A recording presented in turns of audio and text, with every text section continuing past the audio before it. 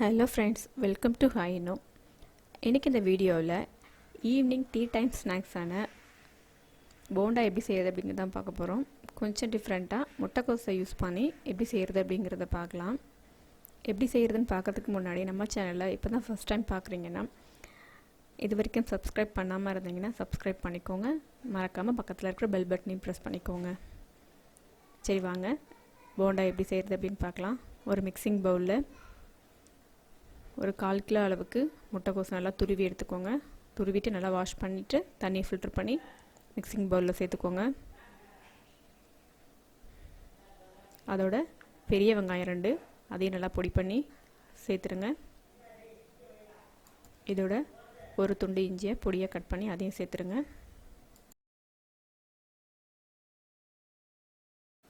காரத்துக்கு ஒரு பச்சை மிளகாய் பொடியை கட் பண்ணி அதையும் சேர்த்துக்கோங்க. அதோட பொடியாக நறுக்கின கொத்தமல்லி தழை, கொஞ்சமாக கருவேப்பிலை எல்லாத்தையும் சேர்த்துட்டு நல்லா கையால் மசிச்சு விட்டுக்கோங்க. கையால் பிசைஞ்சு விட்டதுக்கப்புறமா கொஞ்சமாக பெருங்காயத்தூள், 1/2 டீஸ்பூன் அளவுக்கு மஞ்சத்தூள், காரத்துக்கு கொஞ்சமாக தனி மிளகாத்தூள் 1 ஸ்பூன் அளவுக்கு. நான் ஏற்கனவே பச்சை மிளகாய் போட்டிருக்கேன். உங்களுக்கு இன்னும் காரம் வேணும்னா நீங்கள் அதிகமாக சேர்த்துக்கோங்க. அதோட 200 கிராம் அளவுக்கு கடலை மாவு.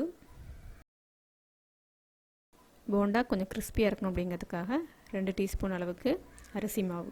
நீங்கள் அரிசி மாவு இல்லைனாலும் பரவாயில்ல, கார்ன்ஃப்ளவர் கூட சேர்த்துக்கலாம். இதோட கொஞ்சமாக ஒரு 1/4 கப் அளவுக்கு கோதுமை மாவு சேர்த்துருக்கேன். இது வந்து ஆப்ஷனல் தான், உங்களுக்கு தேவைன்னா நீங்கள் சேர்த்துக்கோங்க.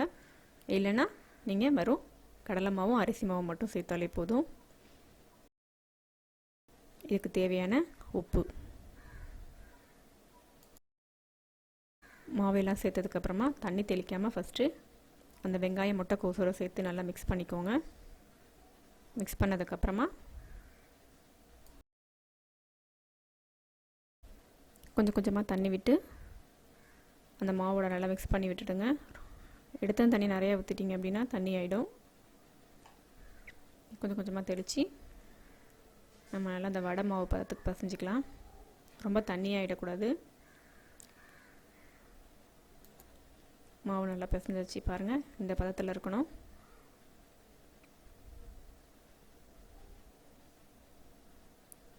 மாவுலேருந்து ஒரு சின்ன உருண்டை எடுத்து உருட்டிக்கோங்க. அழுத்தி உருட்டாதீங்க, உருட்டினீங்கன்னா வேகத்துக்கு கஷ்டமாக இருக்கும், உள்ள மாவாகவே இருக்கும்.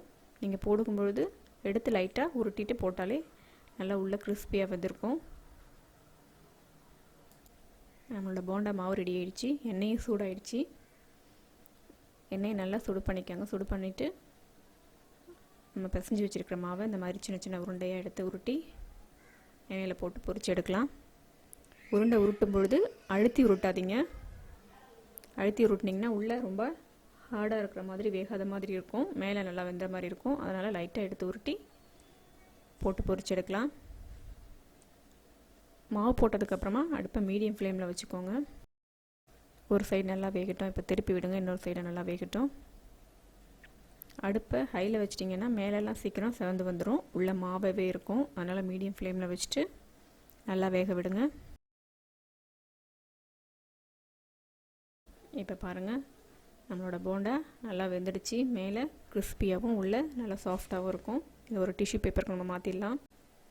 இதே மாதிரி நம்மக்கிட்ட மீதி இருக்கிற எல்லா மாவையும் சின்ன சின்ன போண்டா உருட்டி பொரித்து எடுத்துக்கலாம். அவ்வளோதாங்க, ரொம்ப ஈஸியாக சீக்கிரமாகவே செஞ்சிடலாம். டீயோட சேர்த்து சாப்பிடும்போது ரொம்ப டேஸ்டியாகவே இருக்கும்.